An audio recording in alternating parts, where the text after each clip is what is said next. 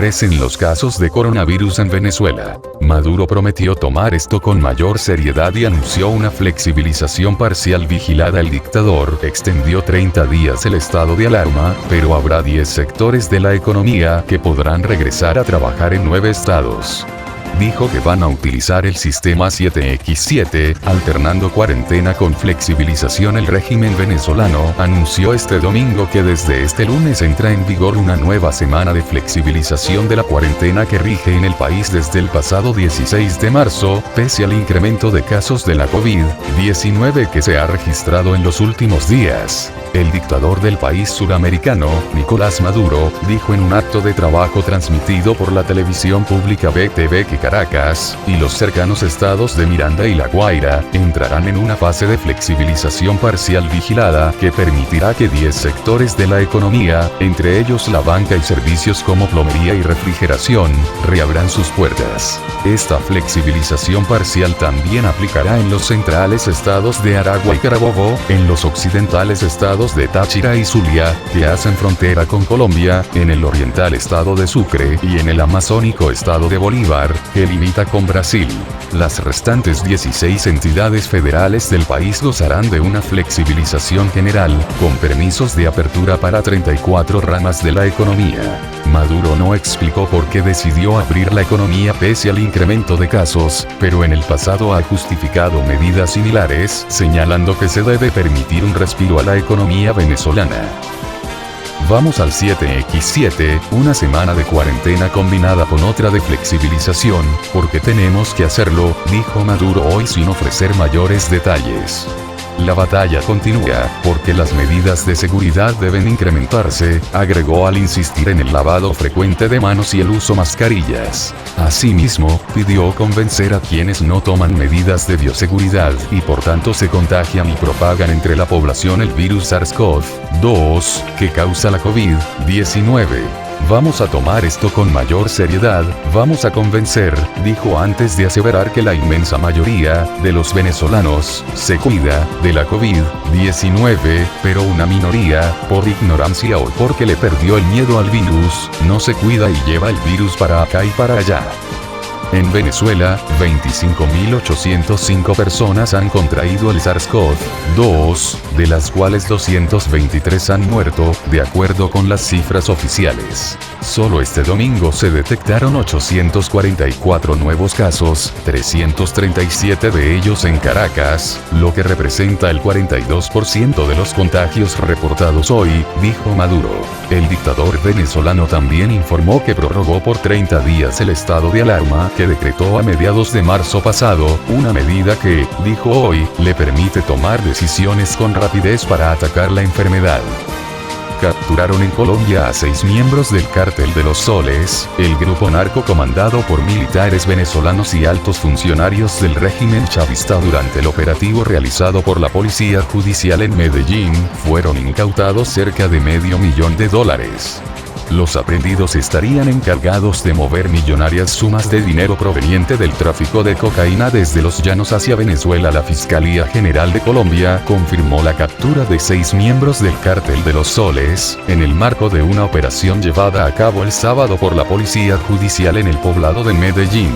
Durante el operativo fueron incautados 1.800 millones de pesos colombianos en efectivo, cerca de $500,000, 2 computadoras, 2 máquinas para contar dinero, 4 teléfonos móviles y 4 maletas de empresas de domicilios. Las autoridades indicaron que la dirección de la Fiscalía especializada en la lucha contra el narcotráfico obtuvo suficientes evidencias que darían cuenta de la existencia de una organización criminal señalada de mover altas sumas de dinero producto del envío de clorhidrato de cocaína a Venezuela. Los miembros capturados del cártel comandado por militares del ejército venezolano y altos funcionarios del régimen chavista son 3 venezolanos, 2 colombianos y un español. Estos, de acuerdo al ente investigador, estarían encargados de mover millonarias sumas de dinero proveniente del tráfico de cocaína desde los llanos hacia Venezuela. La información recopilada daría cuenta de que el estupefaciente salía de los llanos orientales y era entregado a una red denominada por las agencias internacionales como Cartel de los Soles, que sería la encargada de ponerlo en países de Centroamérica y Estados Unidos. De acuerdo con las investigaciones, los pagos por los cargamentos eran recibidos en hoteles y sitios. El pasado mes de febrero, la Junta Internacional de Fiscalización de Estupefacientes, JIFE, órgano de Naciones Unidas que vela por el cumplimiento de los tratados internacionales contra las drogas, presentó el primer informe que analiza la infiltración del narcotráfico y el cártel de los soles en la Fuerza Armada de Venezuela.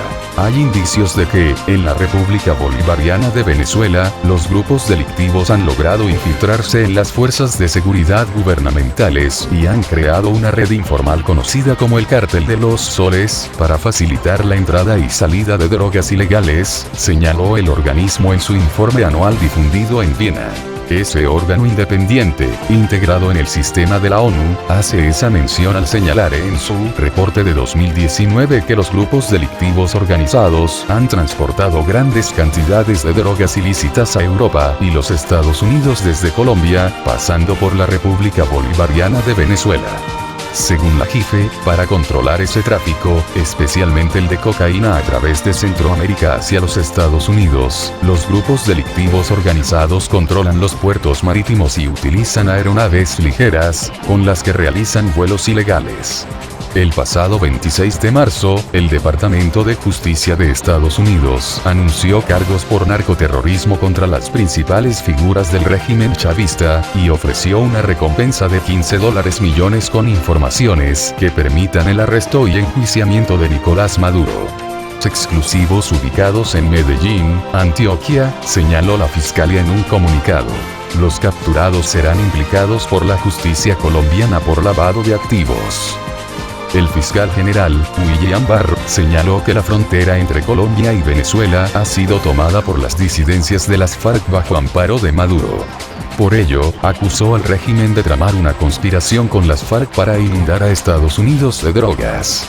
Barr añadió que se estima que entre 200 y 250 toneladas métricas de cocaína son enviadas fuera de Venezuela por las rutas de la alianza criminal, que equivalen hasta a 30 millones de dosis letales. El departamento también ofrece recompensas de hasta $10 millones cada una por información relacionada con Diosdado Cabello, titular de la Asamblea Nacional Constituyente.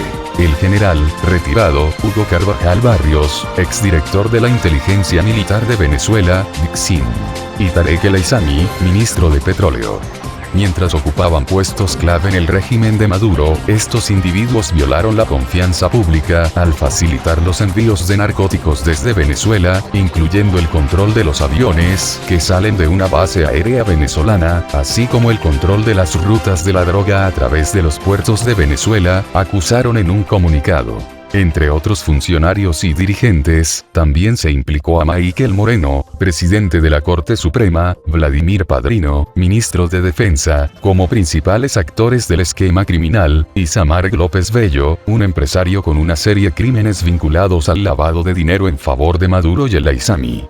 Cliver Alcalá, general mayor, retirado, del ejército de Venezuela, también figuraba en el lista pero se entregó a las autoridades en Colombia, y luego fue extraditado a Estados Unidos. El régimen de Nicolás Maduro condenó a 20 años de cárcel a los involucrados en la Operación Gedeón en Venezuela. Los dos exmilitares estadounidenses Luke Denman y Airam Berry, empleados de la contratista militar Silvercorp, fueron arrestados luego de un intento de incursión al país caribeño. Los dos exmilitares estadounidenses Luke Denman y Airam Berry, que participaron en la Operación Gedeón en Venezuela junto a medio centenar de ciudadanos del país caribeño, fueron condenados a 20 años de prisión, informó este viernes el fiscal general de la dictadura, Tarek William Saab. Admitieron haber cometido delitos de conspiración, asociación, tráfico ilícito de armas de guerra y terrorismo, tipificados en el Código Penal, por lo que fueron condenados a la pena de prisión de 20 años, escribió Saab en su cuenta de Twitter. Denman y Berry, empleados de la contratista militar estadounidense Silvercorp, fueron arrestados en el segundo intento de incursión de un ataque contra las costas venezolanas en el que murieron al menos 8 personas y medio centenar más fueron arrestadas. Según detalló el fiscal del régimen venezolano, la decisión fue tomada en la primera audiencia preliminar en la que los dos ex boinas verdes estadounidenses fueron acusados por fiscales de la causa por graves delitos. Luego de la anterior audiencia, admitieron su responsabilidad en los hechos. La dictadura de Venezuela ya había dictado en mayo pasado prisión preventiva para 40 personas por su vinculación con el fallido ataque marítimo que, según el régimen, tenía como objetivo matar a Nicolás Maduro.